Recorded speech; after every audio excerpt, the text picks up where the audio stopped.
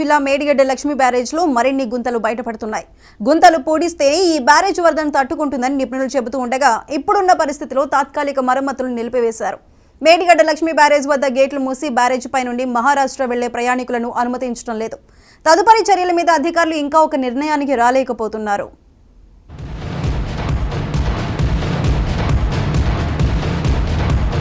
మహదేవ్పూర్ మండలంలో అప్పటి టీఆర్ఎస్ ప్రభుత్వం ప్రతిష్టాత్మకంగా నిర్మించిన కాళేశ్వరం మేడిగడ్డ లక్ష్మీ బ్యారేజ్ కింది భాగంలో భారీగా గుంతలు బయటపడుతున్నాయి. 7వ బ్లాక్లోని 20-21 పిల్లర్ల ముందు భాగంలో బావిని తలపిస్తున్న భారీ గుంతలు కనపడ్డాయి. కాంక్రీట్ గ్రౌండింగ్ కోసం శుభ్రం చేస్తుండగా మరిన్ని గుంతలు బయటపడ్డాయి. ఈ పరిస్థితుల్లో బ్యారేజ్ అడుగు భాగం కాంక్రీట్ గ్రౌండింగ్ విజయవంతం కావటం మీద అనుమానాలు మొదలయ్యాయి. గ్రౌండింగ్ ఫెయిల్ అయితే గేట్లు తొలగించాలని నిపుణుల బృందం చెబుతుంది. జియోఫిజికల్, టెక్నికల్ టెస్టుల తర్వాతే పనులు ముందుకు సాగే వీలుంది. 7వ బ్లాక్ పిల్లర్ల కింద భారీగా బొరియ ఏర్పడినట్టు అనుమానిస్తున్నారు ఇంజనీరింగ్ అధికారులు. 16వ గేటు పైకి ఎత్తే క్రమంలో భారీ శబ్దాలు వినిపించాయి.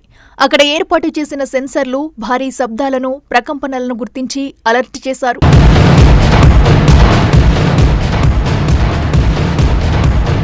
గతంలో భారీ వరదల కారణంగా బ్యారేజీ పునాదుల కింద ఇసుక కొట్టుకుపోయి 12,000 నుంచి 15,000 క్యూబిక్ మీటర్ల పరిణామంలో భారీ బొరియ ఏర్పడినట్లు జియోఫిజికల్, జియోటెక్నికల్ పరీక్షల ద్వారా అధికారులు అంచనాకు వచ్చారు. టన్నుల కొద్దీ బరువు ఉండే గేటును పైకి ఎత్తే క్రమంలో పునాదుల మీద ఒత్తిడి ఏర్పడి బ్యారేజీ పిల్లర్లు మరింత కుంగే ప్రమాదం ఉందని అంచనా వేస్తున్నారు. అందుకే గ్రౌండింగ్ ద్వారా బొరియలను పూడ్చివేశాకే గేట్లను పైకెత్తి పనులు చేపట్టాలనే నిర్ణయానికి వచ్చారు. 7వ బ్లాక్లో పిల్లర్లు కుంగిన తర్వాత లీకేజీలు ఆపడానికి 40,000 ఇసుక బస్తాలు వేశారు.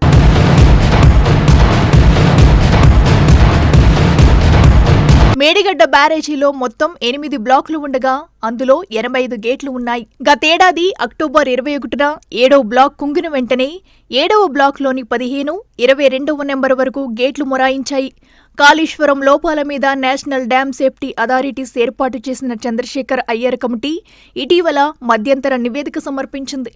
2019 జులై నెలలో వచ్చిన వరదల సమయంలో బ్యారేజీ ప్రమాద సంకేతాలిచ్చిందని ఆ నివేదిక పేర్కొంది. పగుళ్లు వచ్చిన 19, 20, 21 పియర్స్ మధ్య ఉన్న గేట్లను జాగ్రత్తగా పైకి ఎత్తాలని సూచించింది.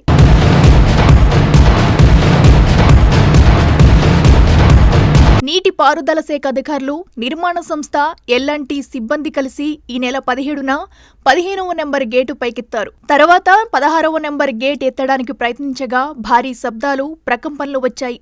మేడిగడ్డ బ్యారేజీ కింది భాగంలో ఏర్పడిన బొరియలు ఎంత మేరకు ఉన్నాయో ఒక స్పష్టత వచ్చాకే నిపుణుల కమిటీ సూచన మేరకు ఇసుక, సిమెంటు మిశ్రమాన్ని బొరియల్లోకి పంపించి పూడ్చివేయాలని భావిస్తున్నారు. ఈ వర్షాకాలంలో వచ్చే భారీ వరదలకు బ్యారేజీ తట్టుకుంటుందా లేదా అనే అనుమానాలు కూడా వ్యక్తమవుతున్నాయి.